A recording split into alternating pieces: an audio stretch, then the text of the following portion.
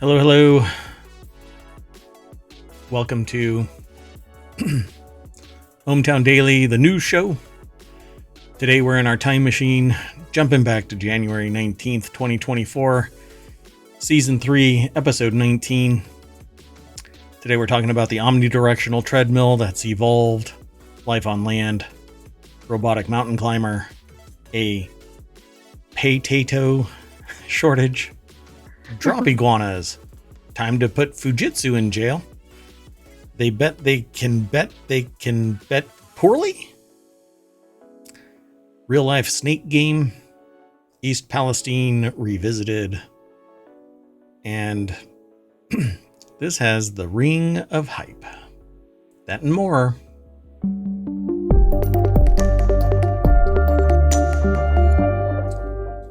I just realized that the show is not set up properly over on Twitch, but I'll fix it in post.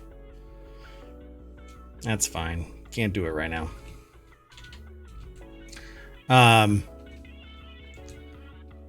Actually, I can do it right now.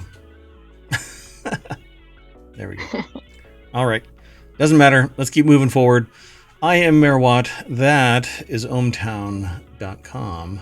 And up there is the sentient AI that keeps me in line, and thus ohmTown in some semblance of order.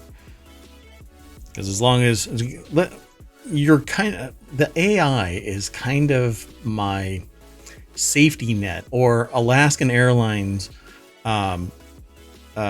escape chute, right?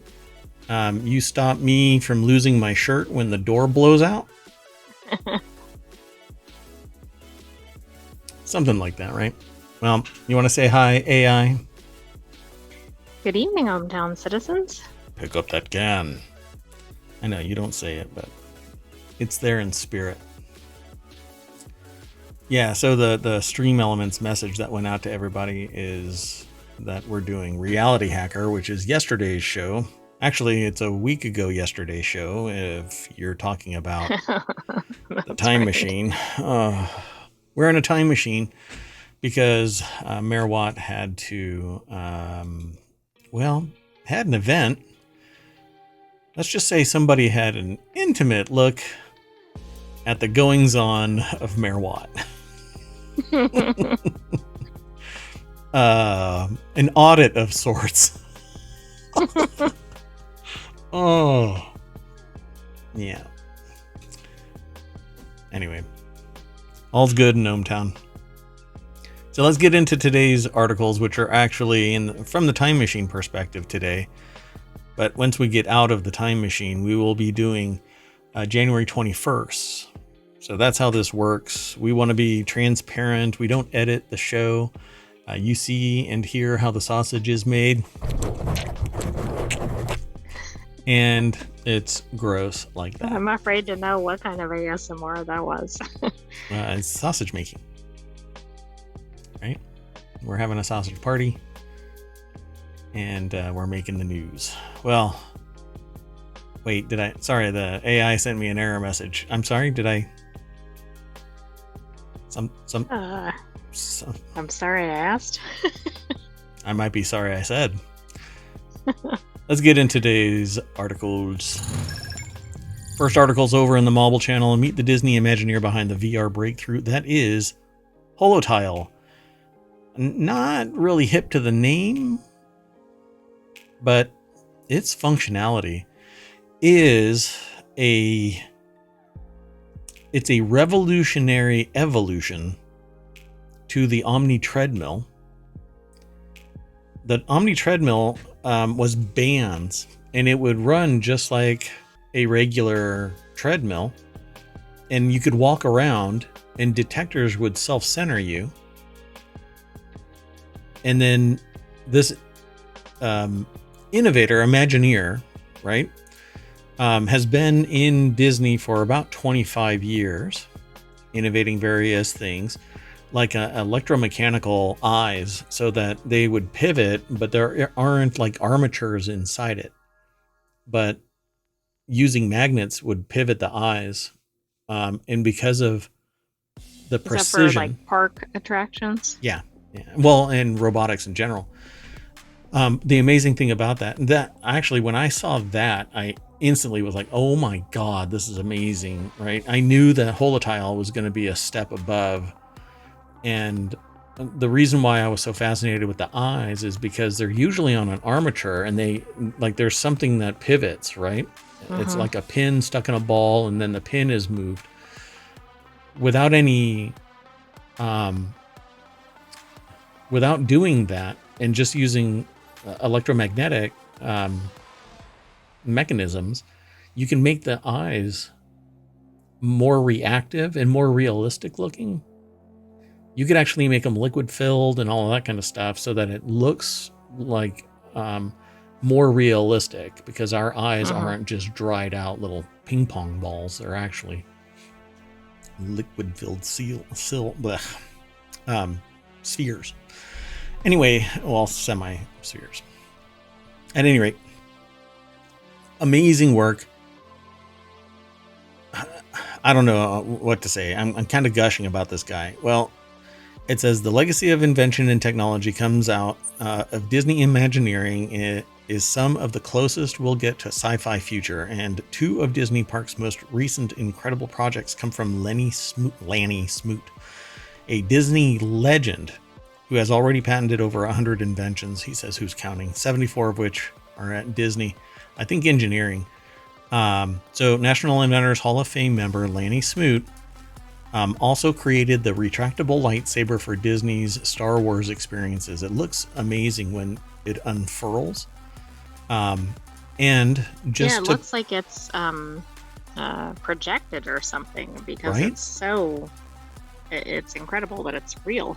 Yeah, you activate it and it slowly extends out of the handle, the lightsaber's handle.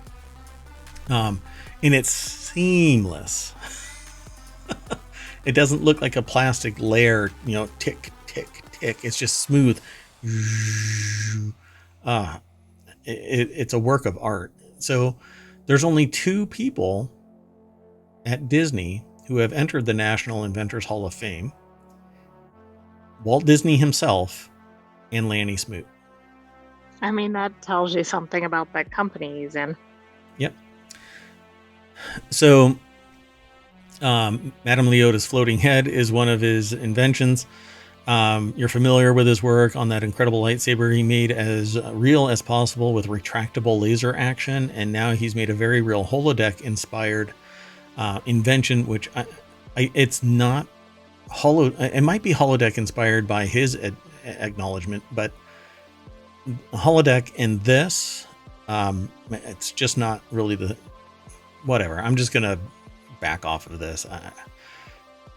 They say we call it the Holotile floor. Smoot shared a video released by Disney Parks to celebrate his induction into the National Inventors Hall of Fame. He's only the second Disney inventor to become a member.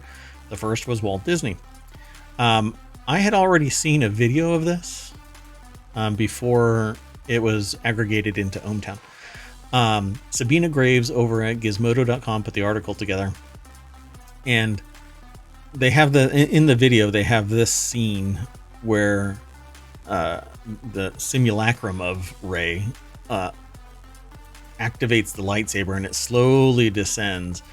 The only wonky thing about this is the little tip right there, which if you're listening to the podcast, you're not going to see this, but the video over on YouTube and the VOD here on Twitch, it's basically plastic. It's like a little plastic nub at the very end.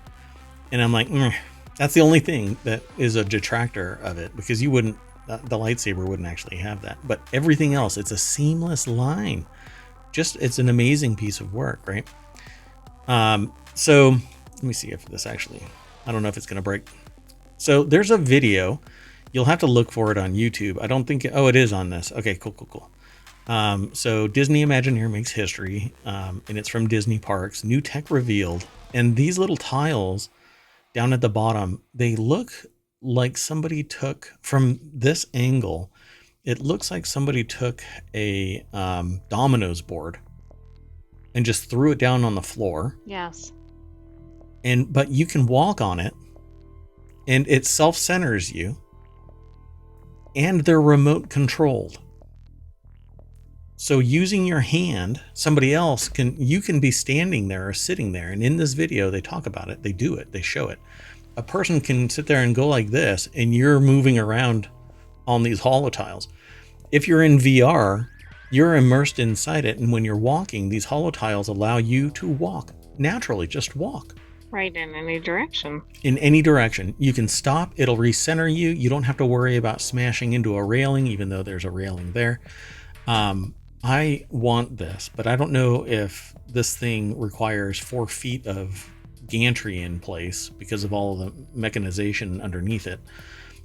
Or if it's basically like that thick and I can put a pad behind me and I can go VR anytime I want to. And if I have to, there's another room in ohmTown where I will gut it to put a platform like this so I can do whole Would room you tile VR. the whole room Whole with room. this?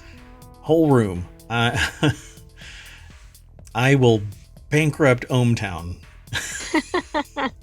Yeah, I didn't want to ask the cost. I know it's not even for sale at the moment, so. Yeah, right. So it's an amazing piece of tech. It looks like it's really thin, but I think It looks like almost like a kid's playmat or something. Yeah. Just visually. Yep. Now, one of the things about this is that you can have 2 or more people, should the mat be big enough, should the tile array be big enough, you can have 2 people walking in 2 different directions in the VR world or in the scene, because this would be perfect for a small room acting center. You could have a studio where projection is on the walls and you're just walking around you're walking through a town and they can project any town, right? And other things can engage in that scene, but you're never leaving basically an 8x8 space. Which is really great for small theaters and other spaces. Yep. And if you have a studio, like, maybe you're a small movie studio or you do VR, you can basically just get that little floor and put it in place and start walking around anywhere. You want to go do a tour of Italy, you grab the data from Google Maps where Street View is, and you can walk through, Italy and look at everything that you want to look at wherever there is recording. And there are others that you can take, like Apple high resolution iPhone 15 Pro video and import it into a scene generator, and you could walk through your 3D environment from your phone. Might take a little bit of work. I don't know of all the ins and outs of that to convert it into something that would be VR accessible, but not off the top of my head right now. But it's an amazing piece of tech nonetheless. And I want this. I don't know if you can run on it. I don't know how responsive it is, but I think this guy is something like 70 plus years old. I don't know his real age. Well, I'm a little worried because he's had, I think, he had 100 inventions or so, but then 70 some were already used with Disney, right? Like, who's behind this person? Yeah. Oh, yeah. Can you imagine? I mean, it would create a vacuum inside Disney Research. No, there's a lot of brilliant people. I'm sure there are others. Yeah. Yeah. There's a lot of brilliant people in Disney. I've always wanted to be an Imagineer, but I'm not passionate about one particular topic. So I've never really, gone down that road. And I'm not an engineer, although I play one on TV. I don't play one on TV. Sorry. You might in ohmTown at times. I play one in ohmTown. I'm also a fake mayor. Anyway, so let's move on. Unless you want to say something. You want to say anything? No, I don't have anything else. It's an incredible invention. Isn't it? It's amazing. I think it's amazing. So the next article is over in ohmTown Daily. Life at Sea passengers call for criminal investigation into cruise company as they try to claw back $16 million in refunds. Life at Sea canceled its 3-year expedition after failing to secure an appropriate ship. Some passengers... And we did report that on that in a previous episode. Yeah, back in that You're gonna have to look back at the show notes.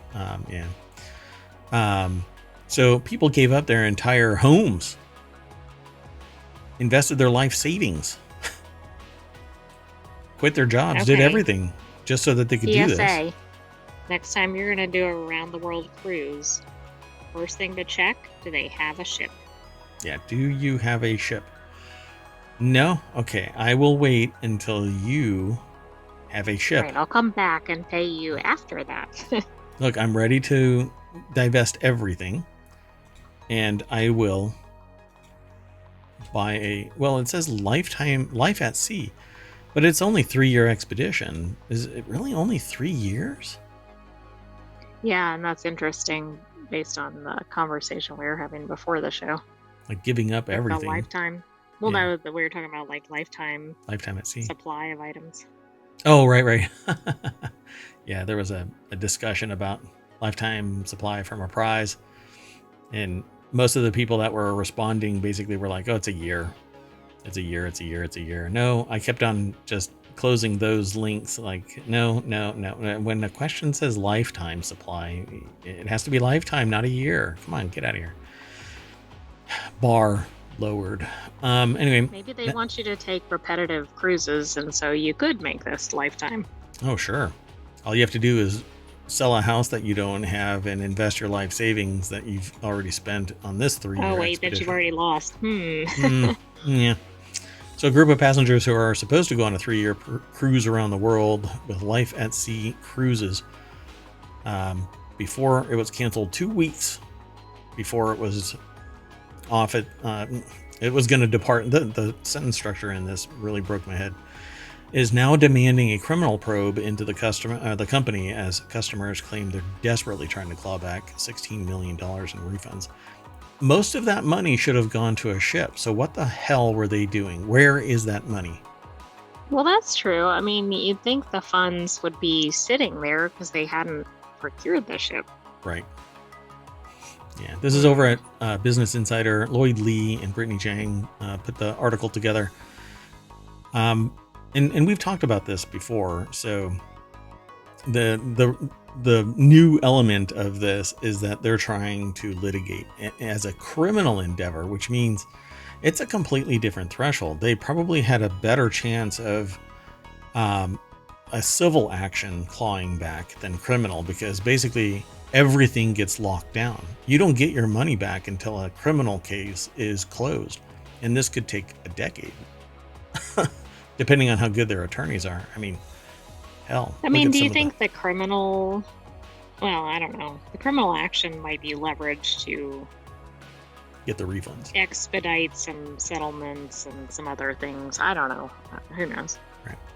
So the majority of the residents are seniors over 65. Collectively, we've been defrauded out of millions of dollars, the letter claimed. The individual transactions range between tens of thousands and hundreds of thousands of dollars. Murray Cruises ultimately didn't purchase a vessel that could accommodate more than 1,000 passengers for 3 years. The company abruptly canceled the trip in November, just 2 weeks before the maiden voyage, and then sailed the high seas of being a millionaire. Well, maybe that's where the millions went. Right. They purchased on a superior Life at Sea cruise their own deck. Right, they bought an entire floor. Passenger. Yeah, right. Hey, look, we got $16 million. So for many, Life at Sea Cruises initially proposed an alluring offer: travel around the world for 3 years for as low as $40,000. I round up, so it's only $40,000 only. But people sold their houses and gave up everything so that they could do this, anticipating. So there's a huge amount of cause of action civilly. Now, criminal, I don't know. It really depends on, did they intend to defraud? And all they have to do is show a good faith effort that they tried to acquire a ship in a reasonable amount of time. Didn't happen, but they waited too long. So that isn't really criminal so much as you're just a dumbass.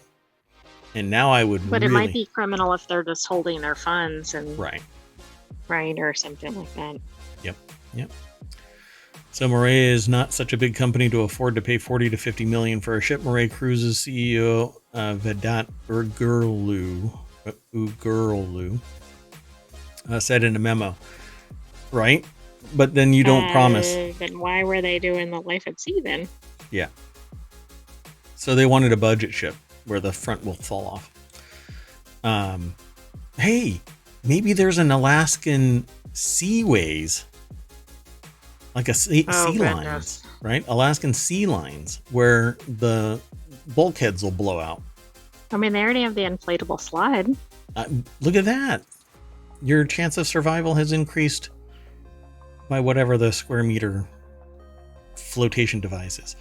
So management issues also plagued the companies months before the voyage, culminating in Life at Sea. Wow, I flipped that. And Murray Cruises severing ties in May. Some passengers, including Kimberly Arizi,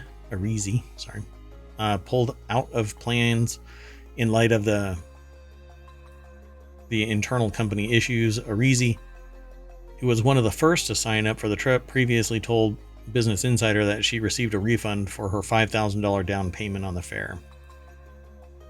So if you would have gotten out early... Right, she could see that things were not going well. Yeah. And smartly moved out at that point. Yeah. So, yeah. It seems like management was incompetent, but incompetence isn't criminal unless it rises to the point where they were aware and they didn't take sufficient strides and they pocketed money and defrauded the people by saying, hey, we're not in trouble. We aren't a big issue, right? We've got this. We're going to get a boat ready in 2 weeks. But I think it's very interesting that the program and the cruise line split ways, because I thought the cruise line was behind the program. Yeah. Yep. I thought so too. That was an interesting bit in this article. So yeah, it's too bad. And they're older people, so they want to enjoy, the prime of their retirement. Life at sea, 3 years, not having to worry about anything except waking up the next day, visiting 144 cities around the world. And anyway, unfortunately, Adam and tells some pretty sad stories for some people in here. Yeah. Yeah. So you can go and visit those. I'll mention that one. That person they paid early. Then they got diagnosed with cancer, and now they don't have money to pay for basically whatever they need. Well, yeah, unfortunately. That does suck. Best laid plans. So now they need their money, but... Remember the first question, do you have a ship? Yeah, hey, I want to do a Life at Sea 3-year trip. Do you have a ship? You own the ship. Will you still own the ship in 3 years?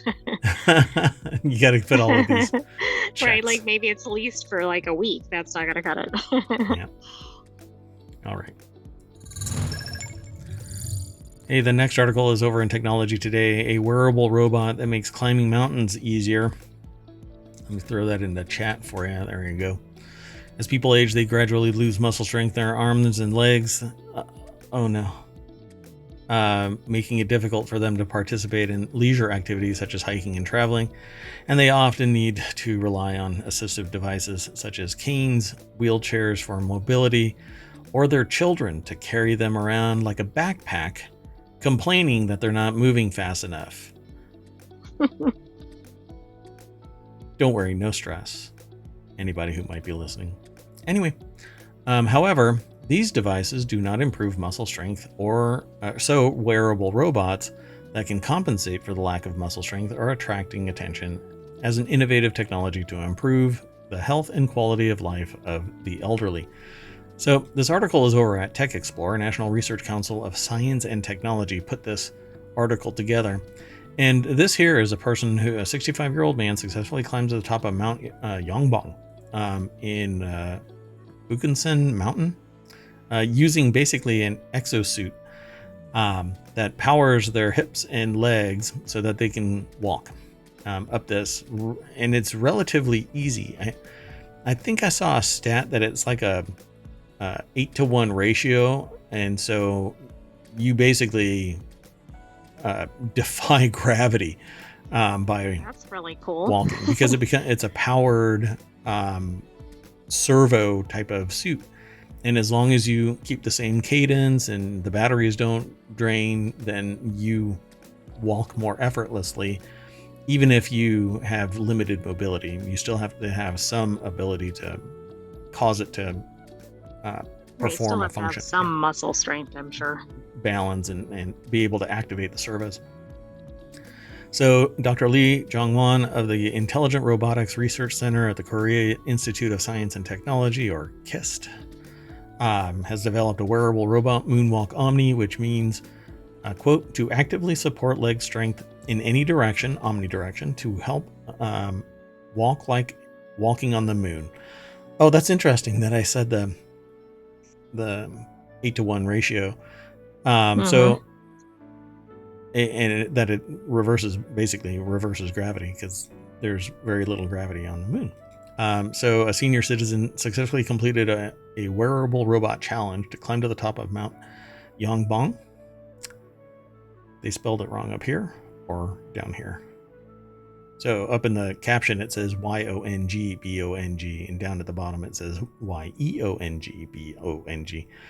Anyway, it's 604 meters above sea level, and it's in Korea. So this is what it looks like. You basically strap in and off you run. And these That's are the servos. Cool. And they're essentially always under tension, so that when you're walking, it's highly reactive. Instead of having to spin up like a turbo, they're balancing actively your mechanics, your kinetics. I love this stuff.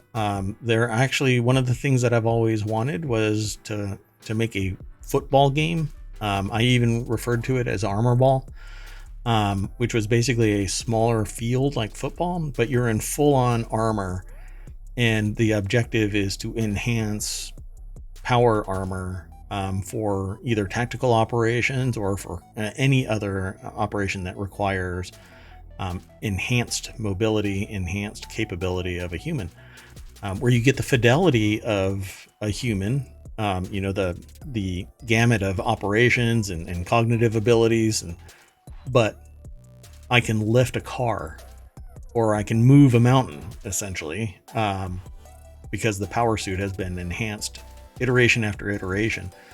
And it's fun. So you make a whole bunch of, this is my ambition, that it makes a whole bunch of money and supports the research and development of power armor.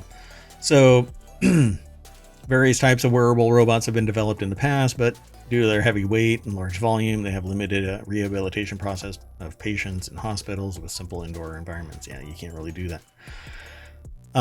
So yeah, just kind of walking up this hill. An elderly, I think this is really amazing. Oh, go ahead.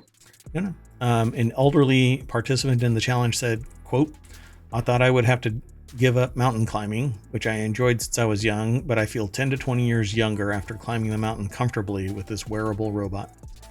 Okay, so that's also good, right? Because it's like quality of life. It might incentivize more exercise, because if it's too painful, people can't or won't exercise. So, I mean, This seems like it's going to have benefits way beyond the immediate. The other thing is, be sure to check out the January 20th Reality Hacker, because we talk about a retina. It seems like as we start to see all of these together, we're really making leaps and bounds. Yep. It's pretty neat. So they say through the convergence of ultra lightweight, high power wearable robot drive technology and personalized artificial intelligence strength support technology, it is expected to be widely used in the field of daily assistance, rehab, and exercise for the elderly who lack muscle strength due to aging. So you'll be able to still exercise, and you can, as time goes on, as your muscles build back up through rehab, or through, if you're elderly and your muscles are atrophying because you're not using them successfully, broad spectrum, you can use this to get you up and moving where you're not suffering, but then you can dial back as you build up muscle mass and range of motion, etc. I think it's brilliant and increases quality of life, like you were talking about. Yeah, I love this stuff. Okay, we need to keep going. The time machine warms up, and we don't want to be stuck in January 19th. Here we go. Next article's over in ohmTown Daily. Pennsylvania could face a PAtato shortage. I said PAtato because Pennsylvania is PA here in the States. If you don't know about that, not a big deal, but I thought it was witty. So we've seen shortages of pretty much everything recently, but I don't think we've seen potatoes yet. Yeah, bacterial species found in Pennsylvania potato fields named P. actinidae has not previously been seen in the U.S., so go Pennsylvania, which was also the source of those Asian beetles that are out here wreaking havoc across all of the East Coast. Crocodiles running around in the rivers. Oh my gosh, what Mutual of Omaha's wild Pennsylvania, for crying out loud. But hey, number one, Pennsylvania, number one. So the article's over at newsweek.com. I'm not quite sure why they have a video. They couldn't find anything else over at Newsweek. It's just 5 reasons potatoes are healthy for you. I'm sure if you want a whole shit ton of carbs. But they're delicious. Don't get me wrong. Jess Thompson over Thompson, no P, Thompson. My brain throws a P in there every time. Thompson. I think that's a much more common name. Yeah, I think so. So Jess Thompson over at newsweek.com put the article together. It says your favorite potato chip might be at risk as new potato diseases have been identified in Pennsylvania. They were detected in potatoes across 26 fields in Pennsylvania, according to new research published in the Systematic and Applied Microbiology.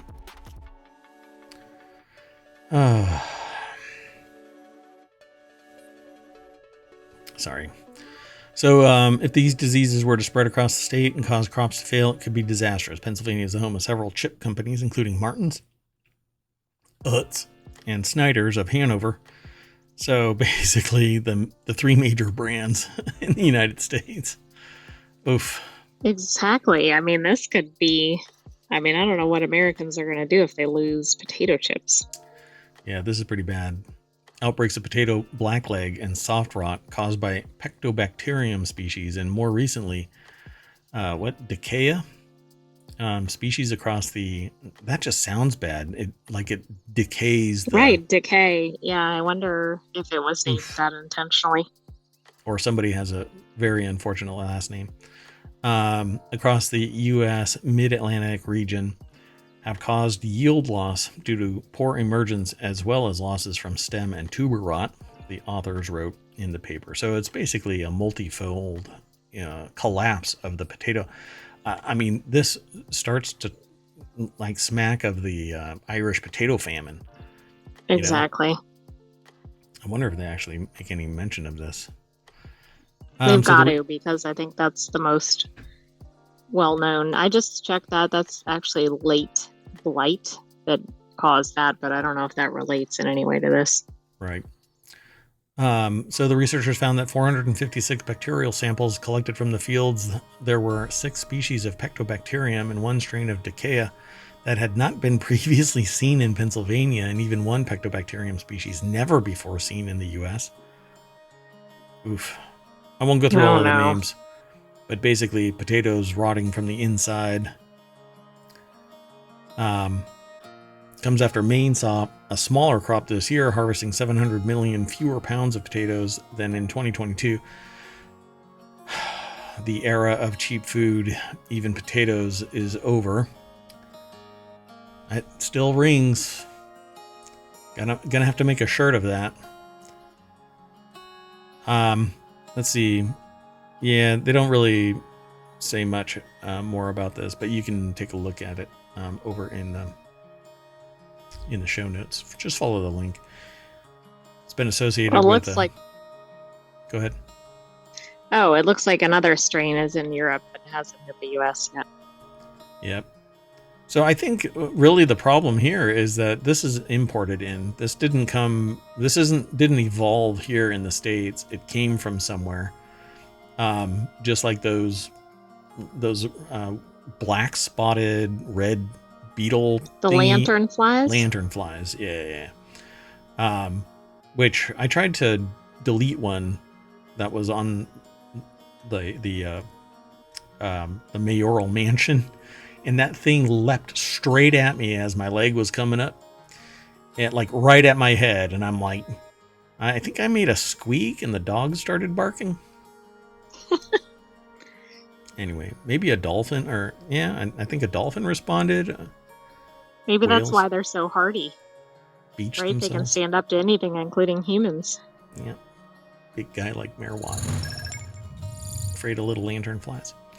The next article is over in ohmTown Daily. Winter weather warning of falling iguanas issued for Florida. Again, we're in a time machine back to January 19th. Iguanas were freezing. They can get so cold in the winter that they enter a state of torpor, losing their grip on the trees and falling, much like Mayor Watt losing his grip on reality.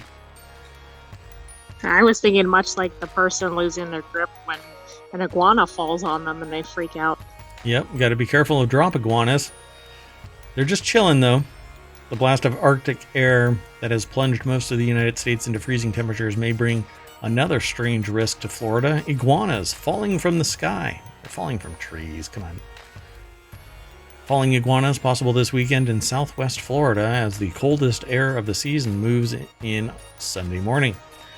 We have a pretty sizable iguana population from the Sentinel to Cape Coral to Naples. Matt Devitt, the chief meteorologist at Wink News. When we tell you the news, we do it with a wink and a smile. I hope that's their slogan. Anyway, in Southwest Florida, posted on the website formerly known as Twitter, because X can bite me, on Thursday. The 18th, not a couple of days ago. Anyway, locally, lows will dip into the 40s, wind chills into the 30s by sunrise. Meanwhile, there are people that are in negative 20 up in Chicago. Drop iguanas. They would shatter. Oh god, yeah.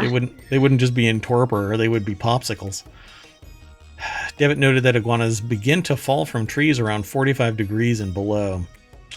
That's literally cold-blooded. In periods of intense cold, iguanas living in the trees may fall to the ground, appearing as if they had simply died and dropped to earth. However, the iguanas are usually in a state of cold-driven torpor. Look at that. Imagine that thing dropping on you. Boo!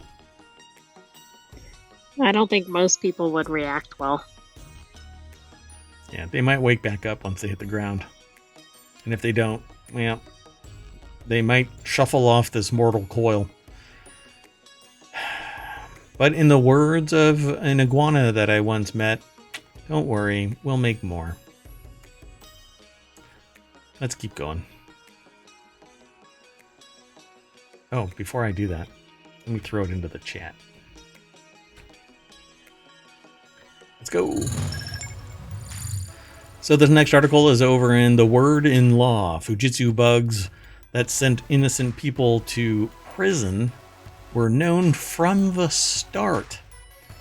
Now, I think this is an update from a previous article we did. This is an update. Pretty in short order, actually. Fujitsu software that helped send innocent postal employees to prison in the UK were known right from the very start of deployment, a Fujitsu executive told a public inquiry today. That's, again, I think the 18th or 19th of January. All the bugs and errors have been known at one level or not, whatever that means, for many, many years. Right from the very start of deployment of the system, there were bugs and errors and defects which were well known to all. The article is over at Ars Technica. John Brodkin is the author. The deck statement says software bugs were hidden from lawyers of wrongly convicted UK postal workers. Anybody who was involved in this should go to jail. Agreed. I mean, there's so many layers of issues here. Yep.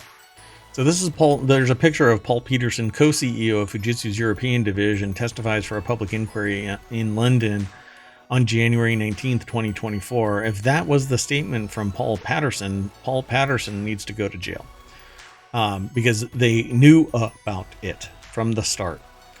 So it right, goes and back. then they saw people going to jail based on this, right? Right, Like, even right. if they didn't know anything that led up to that, at that point, they probably knew, hey, we have a problem here. Right. Yep.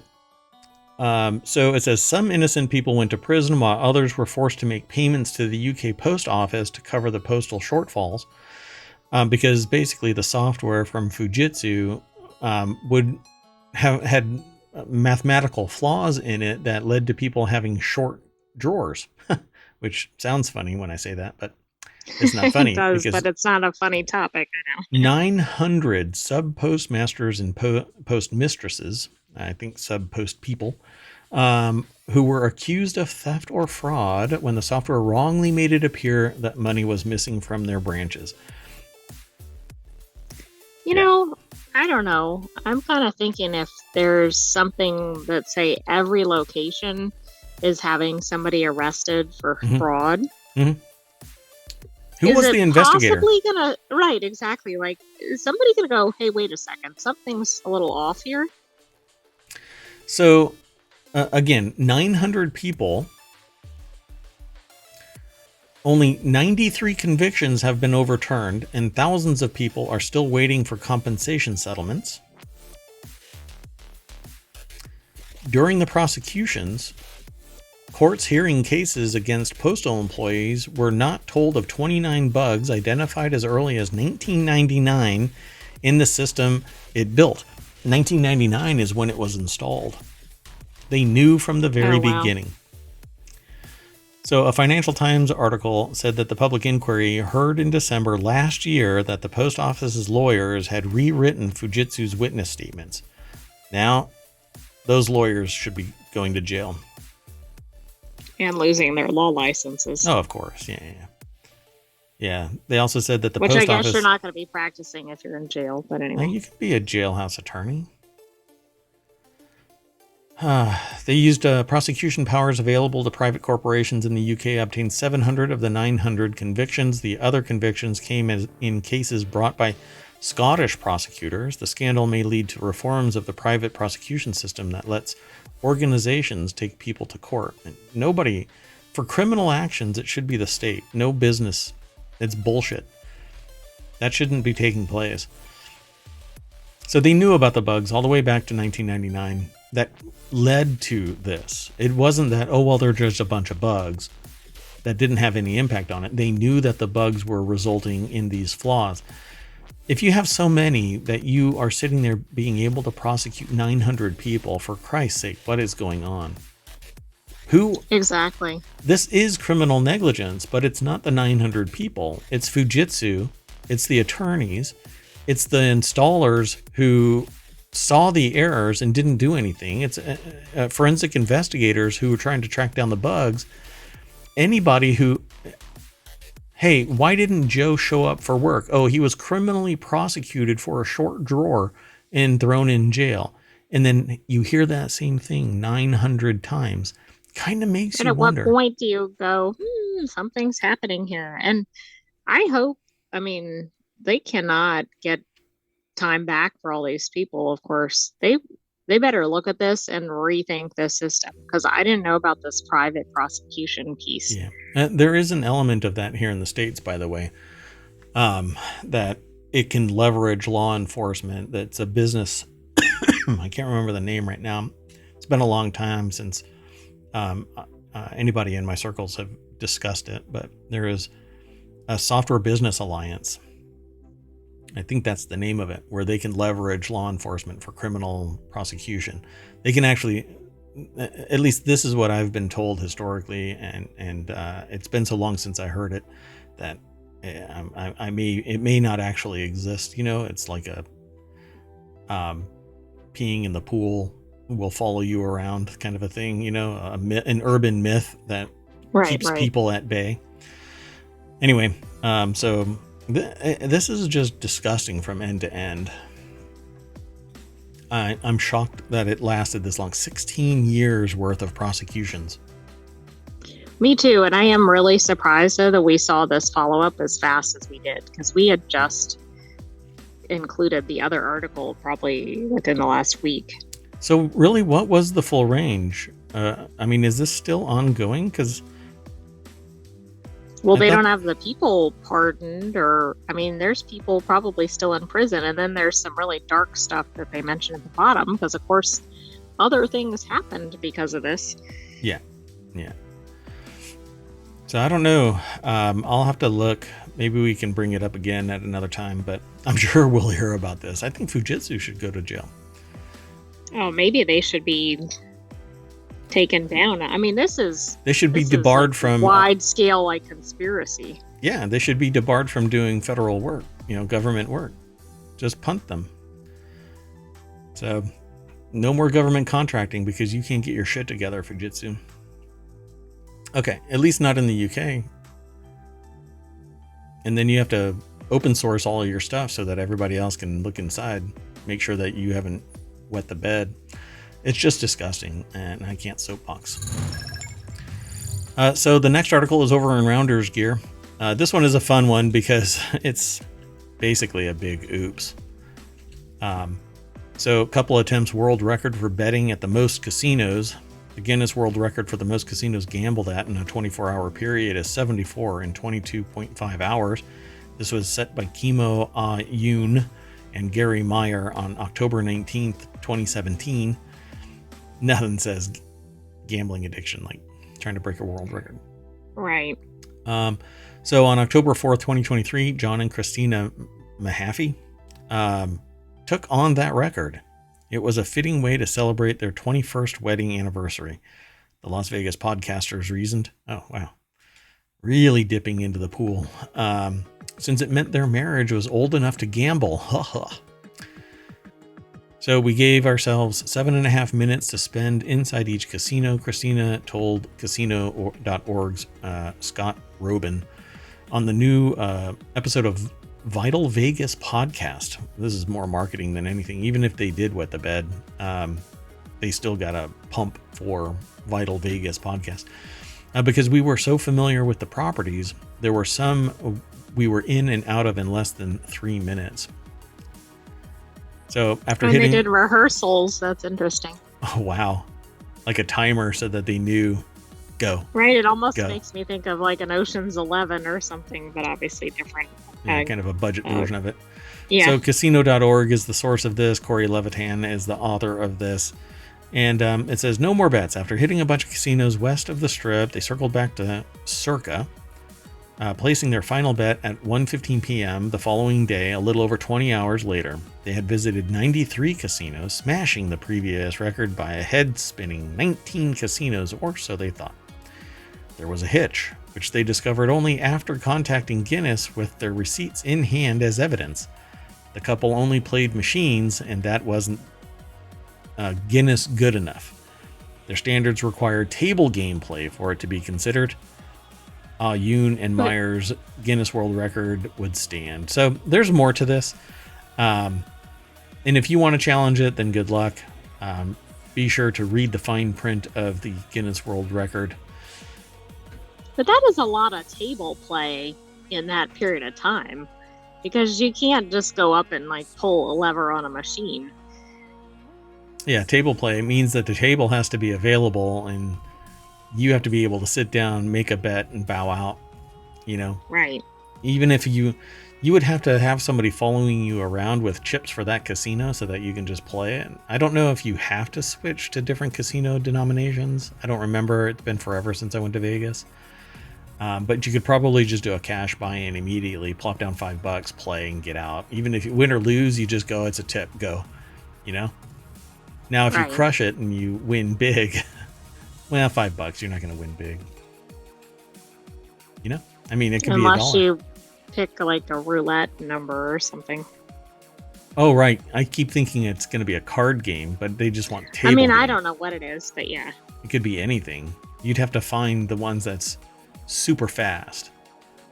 No delay. You have some weenie sitting there kind of hemming and hawing about 21. Blackjack. Ugh. Right, and you're like, I don't have time. I'm trying to get a world record just here. Get up and smack them. Let's keep going. The next article, the time machine is starting to overheat. It's starting to redline.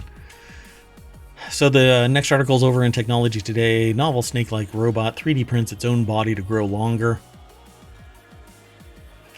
A trio of soft robotics researchers at Fondazione Istituto Italiano di Tecnologia in Italy, working with a colleague from the University of Montpellier in France, or Montpellier.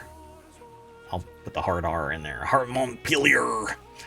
America. I thought it was pirate. Pirate, sure. Has developed a unique type of robot that 3D prints its own body as a means to grow longer. I've tried this and I can't. Never mind. In their paper published in the journal Science Robotics, the group describes how they created their robot and the possible uses for it. The article is over at Tech Explore. Bob Yurka from Tech Explore puts the article together. This is pretty damn cool. This looks like pretty crazy. Like 2023, 2024 has come out with a lot of advancements. This thing is a boa constrictor climbing up a tree, printing its body to get longer so it can do stuff. That's kind of scary. This might need to go into another show, like Reality Hacker or. No, I don't want to announce just yet. Y'all are gonna have to come back and become a citizen of ohmTown. Follow us here on twitch.tv to get the latest news about ohmTown, because we have decided, well, I've decided as Mayor Watt to launch 2 more shows, but they will probably not kick off until the end of February. I would like to do it more often, but we need to squirrel away time. So in their paper published in the journal Science Robotics, the group describes how they created their robot and the possible uses for it. And essentially, it has a top portion that has a hopper for 3D printing a body and an extruder that grows that body. This is insane.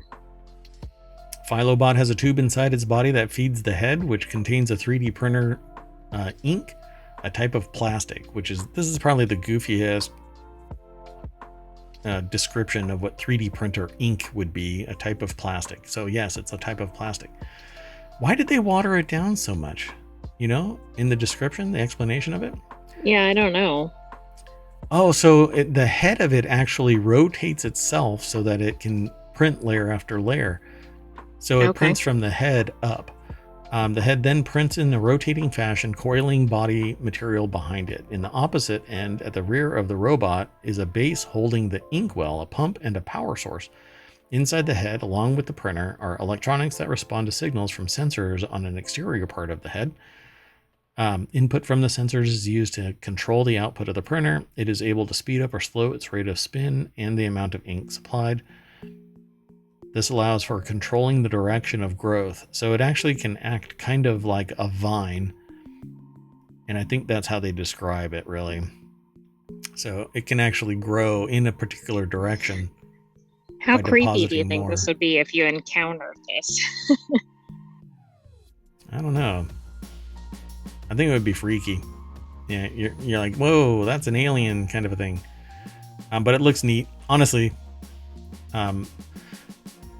But that's okay. You're going to have to go read the paper. It's published in Science Journal Robotics. Follow the link through ohmTown, because all roads lead through ohmTown. Let's keep going.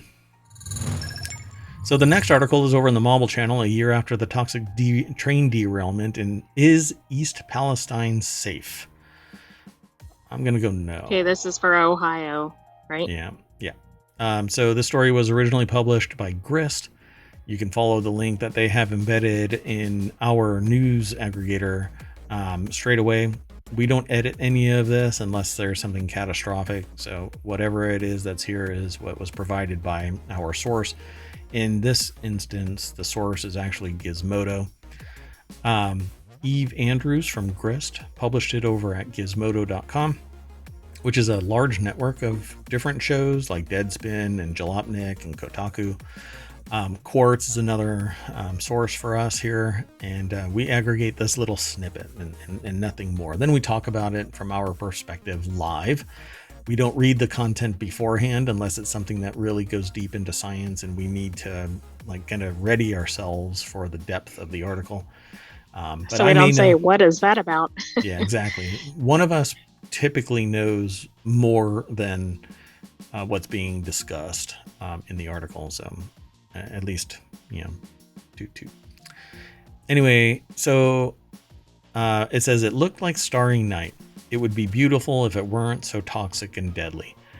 A massive explosion from the train. They actually reignited it to burn off all of the toxic chemicals. It was horrible for the area.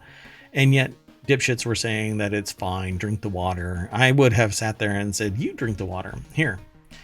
People would throw rocks into the stream because they used a coagulant that basically caused the chemicals to drop to the bottom. And then when they threw a stone in it, it would bubble back up and create this noxious sheen. Yeah, that makes you think that everything's okay, right?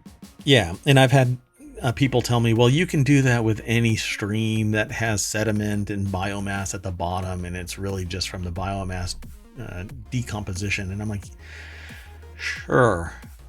If all things were level and it was a natural function, sure. But East Palestine just had a toxic train dump blow up at the end of a railway. No, I don't think it's normal for people to be able to, light a stream on fire. So if there hadn't been a construction plan for the bridge that crosses over Leslie Run, one of the creeks that runs through the middle of East Palestine, Ohio, Rick Tsai and Randy DeHaven might not have noticed the worst contamination they'd seen in the creek in weeks. So on February 3rd, 2023, a Norfolk Southern train carrying thousands of gallons of toxic chemicals derailed and spilled its contents into the town of East Palestine. And that's really, they make it, you said Ohio, Pennsylvania border is how they're describing it. Right. Yeah, I think it was like right on the border. And so the area like affects both states. Right. So 3 days later, in an effort to prevent dangerous explosion, Norfolk Southern supervised a controlled vent and burn of hazardous vinyl chloride, which basically rained toxic materials all over the town for miles. And I'm going to skip down a little bit if I can. So this is what I was talking about, right? Olivia Hawley, 22, and Taylor Goolish, 22, collect water samples from the Leslie Run Creek on February 25th, 2023 in East Palestine. And you can see this oily sheen, again, which if all things were equal, it wouldn't be a big issue because you could consider it just decomp of biomass from the bottom seeping up. It happens, right? So Tsai got the results back from Eurofins in the middle of September. His sample showed elevated levels of 3 VOCs, isopropylbenzene, cyclohexane, and methyl cyclohexane, all of which are related to petroleum. And let's just say you don't want to drink it. So I'm going to jump down because there's a lot to this article, but it says scientists and public officials are largely making statements based on an analysis of risk of one chemical at a time. We don't have any analysis, any tools, or way of judging what's going to happen to people who are exposed to 15 chemicals.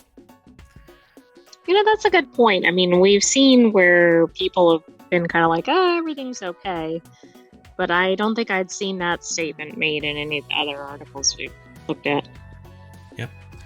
So, and the very nature of the pollution generated by the derailment makes those personal experiences highly variable. So you're going to have to look back at this article, but basically different people were impacted differently. And there's a lot of idiots out there that sit there and go, well, I didn't feel a thing. It's not about you. It's about the individual. There were children there. There were immunocompromised people there. There were elderly there. All of these people have different biologies, different genetics that might make them predisposed to being compromised to a greater or lesser degree. Y'all gotta stop thinking so narrow-minded and isolated. We're a plurality of people. Well, and also, as it mentions, it could affect somebody's property, but maybe not the house next door, because of the way the chemicals flowed. Right. So toxic effects add up or synergize, even if the individual chemicals are safe.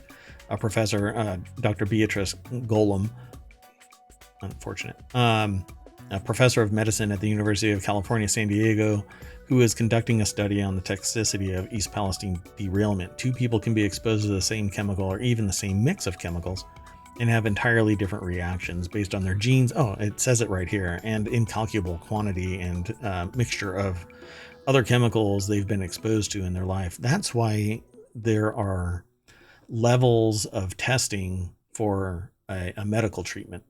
They just don't go, hey, look, it works on mice, and then roll it out full steam to everybody. Different chemical trials. I mean, not chemical trials. Drug trials. Yes, thank you.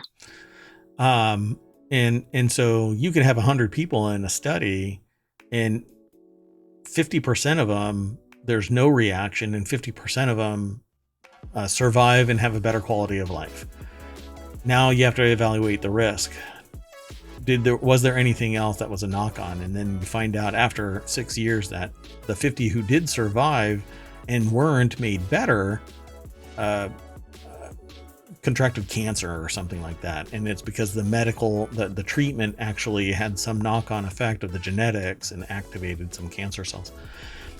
You just don't know. And you can't sit there. You're sociopathic if you sit there and go, it's only 15 people that are actually dead. You're an idiot. So anyway, the chemicals from the spill and subsequent burn off seeped into the surrounding region through many different paths, concentrating around some homes while sparing others. The article is quite long. So is it safe? No, I don't believe that it is, and it won't be for a long time because the chemicals are actually in the soil. I'm not going to go through the whole thing. Let me throw the link into the chat. But here's what has shaken out from this. So the company actually started scraping the surface away and putting new soil and shipping the scraped material to out of state. That's the better term. And then it got denied, and I actually don't know where it ended up from that point. All I was told was that it was denied. The EPA has not offered, which means they had to dump it somewhere, right? Yep. The EPA has offered or performed indoor testing in homes. Not offered or performed indoor testing in homes since April of 2023. In an interview, the EPA Emergency Response Coordinator, Mark Durno, gave several reasons for that. Testing in February and March did not show dangerous levels of derailment-related VOCs. Derailment-related VOCs. Those VOCs have a short half-life and would be expected to ventilate out of homes by now, and the agency sees testing for the peace of mind of residents as not recommended due to the difficulty in distinguishing household VOCs from potentially derailment-related VOCs. All right. Misty Allison, for one, is not satisfied with those explanations. In September, she co-organized a collaboration with the local nonprofit, the Way Station, to distribute over 70 indoor air monitors to households across the town in homes, churches, and businesses to track VOC levels, volatile organic compounds, by the way. That's what VOC means. They actually are toxic and have reactions to our biology. If the EPA won't test to see if there are still toxic chemicals lingering in their homes, they said, we'll do it ourselves. Most of the monitors showed low levels of VOCs, but some locations scattered throughout town consistently measured in the moderate bad and very bad ranges. So depending on where the chemical's concentrated, you're going to continue to get these volatile organic compounds. So were they exposed? Absolutely, says Haynes. If they were anywhere near that derailment, there was an exposure. But the question she's investigating is the duration of the exposure, if chemicals have lingered in indoor spaces, or if pockets of chemicals in the soil and water erupted and exposed residents anew. And this is what I was talking about, throwing a rock into a pond and out comes a bubbling dumpster fire. And again, we go on. This article is quite expansive. So they say it's a lot of money at time of the press article, $104 million in addition to the $800 million cost of cleanup, so almost $1 billion. A $25 million revitalization of the East Palestine City Park, courtesy of the railroad. Obligation of the railroad. Kiss my shiny metal ass. By the way, there's already been a derailment since the new year in California. Yeah. They've got plans now for a railroad safety training center for its employees. Well, it's not, they should already be trained, but the issue is that the people that are working are being pushed beyond their limits for private profit. There's not enough people doing the right job. There's not enough safety to begin with. There's not enough security in the rails. Why did it derail? I don't think they've actually... Oh, it was a bearing. A bearing failed. And that's what caused the derailment. I think it was actually caught on camera, on a doorbell cam. So some of Ferguson's neighbors on her block no longer speak to her since she's been so vocal about the possibility of lasting contamination in her home. On the day that a politician came to visit East Palestine after Ferguson had given a number of interviews, basically she said that her home is no longer livable, and then somebody threatened her. It's quite shocking that people take a partisan view in what is a human-caused natural disaster that's going to linger for years and years. I'm just shocked that people wouldn't stand in solidarity. Right, it shouldn't be partisan to want people to be safe. Yeah. In their homes. And I think it amounts to, well, if I don't acknowledge it anymore, then it isn't real, and then I can sell my house at a higher profit and leave, instead of saying, hey, this is a long-term problem, I need to get out, or have the federal government buy you out if you can, or the company should be forced to buy them out at property value prior to the derailment. They caused this. Right, not post-derailment. Right. It wasn't a natural disaster. There were failures of the safety checks. There wasn't enough maintenance. There wasn't enough monitoring. That bearing shouldn't have failed. Okay, got to keep going. The last article for today is over in ohmTown Daily. Samsung Smart Ring might signal the start of a new wearable era, and I say this has a ring of hype. Smartwatches have long reigned supreme in the wearable world. Smart rings have hovered around the periphery, almost hanging out on a limb somewhere, right? But earlier this week, Samsung ended its Unpacked event with a tease of the Galaxy Ring. To the author, not me, over at The Verge, that reads like the company is itching to shake up the wearable world order. I don't think it'll actually function, because a ring is personal and it's sized specifically to you, and it has certain functionality, and it's actually somewhat gets in the way. Samsung offered a few details about its Galaxy Ring, but it's more proof that 2024 is shaping up to be a year of Aura Ring competitors. Victoria Song over at The Verge put the article together. Let me throw this. I failed to throw this into the chat right away. I'm sorry about that. One of these days I'll figure out how to automate that. So like a smart watch, a smart ring would be attached to you, and you would be able to do certain functions, and it would monitor certain things. You could wear it comfortably 24 hours. It wouldn't take up that much power. It says some folks at Unpacked also got to see a prototype, with analyst Avi Greengart noting that it's light, comes in 3 finishes, and in sizes up to 13. And that right there is one of the reasons why I'm so reluctant to produce a product that is that personal, because you need to create a multitude of versions of the exact same thing that fit you. How do you get electronics to fit a size of a ring without it being so costly. The margin is almost negative, losing money. I guess you just have to be Samsung sized, right? Yeah. Sounds a lot like, awful lot like the Aura ring, and Aura knows it. Not long after the Galaxy ring was announced, Aura CEO Tom Hill sent an unprompted statement to The Verge. Wow. That's the kind of thing where somebody has taken offense and you didn't even name them, right? You didn't call them out or say anything. You know, you sit there and you say something like, you know, I really don't like Neapolitan ice cream, and somebody takes it personally. And out of the blue, they egg your car or something. It says, with new features released regularly, Aura has the strongest IP portfolio in both hardware and software for the Smart Ring form factor, with 100 granted patents, 270 pending patent applications, and 130 registered trademarks. That's kind of a threat that they better not cross our IP. New players entering the space. It's basically a slap before it could turn into an actual lawsuit, right? I mean, this is like the Will Smith. This is fascinating to me. This is the Will Smith IP slap. So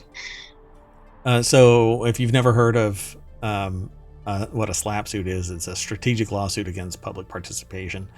You basically slap somebody so that they feel your wrath preemptively, really. Even though you haven't violated anything, they're like, we're going to leverage our attorneys and literally slap you. And usually that's deemed unethical and punted from the case, from the court, but it still wounds you because you have to hire an attorney and defend yourself. Anyway, new players entering the space is validation for the category and drives us to aim higher to serve our members and community. So turned it into a positive, but really was aiming both barrels right at Samsung. Quite fascinating. So what did they say? It's kind of like, hey, nobody's talking about you. Oh, and that's one of the that's really funny, because like people sit there and they go, you know, Apple this, Apple that, Apple this, Apple that, in comparison to other competitors. But the competitors are saying, you know, we're better than Apple and all of this kind of stuff. What's really funny about Apple is Apple doesn't mention any of the competitors. Exactly. Never. They don't go, we're better than Samsung. They just say we're the best. When you start doing the tit for tat kind of thing, comparison of features, and you're the one that's comparing against somebody else, you're doing parallel marketing. Wait, I never heard about the Galaxy Ring. Thanks, Aura. And you go and get the one that's in your ecosystem. I have the Galaxy Watch and the Galaxy Phone and a Galaxy Note. I better get the Galaxy Ring. Why do this Aura thing? Mm-hmm. So, because there are a few details, the author says it's hard to say how Samsung thinks of the Galaxy Ring within its larger wearable portfolio. What was the thing that we were talking about? It's in the future because we're in the time machine, I think. Something going on with Samsung, and I can't remember it entirely right now. Isn't there some lawsuit or something? Huh. I'm trying to think here. Yeah, the time machine kind of throws me off. Oh well. There is a video over at The Verge, but I'm not going to play it. I'm going to send you all over there. So go and check it out. The link is in the show notes. Well, it's in the VOD, and I don't know. We can talk about it another time when it gets released. I don't know if it was. I don't know what it was. Okay, not a big deal. Anyway, everybody get back into the party bus, and we're going to drive all the way back down Main Street. It's kind of like a pub crawl here when you visit ohmTown and you're watching ohmTown Daily News or Reality Hacker or the Continuity Report or the two new ones, because we aggregate news, but then we consolidate it into a news show and we walk downtown talking about the things. Yeah. On your left is going to be... Wait, is that? Yeah, that's my left is your... I don't know. This little box that I'm in really messes with my head. Which way am I facing? Up is down, forward is backward, left is right. It's basically Willy Wonka up in here. All right. Well, we're done. I'm Mayor Watt. That's ohmTown.com. Up there is the sentient AI that is trying to get me to not ramble about stuff, but too late. Fail. Fail. Good night, ohmTown citizens. Be sure to tune in shortly so that you can see the current ohmTown Daily episode, and then after that we'll have continuity report. So I think we're going to do the show in about 15 minutes. So if you're hanging out in chat or you stumble in here later, well, the other VOD's probably going to be there. So see you in a few. Bye-bye.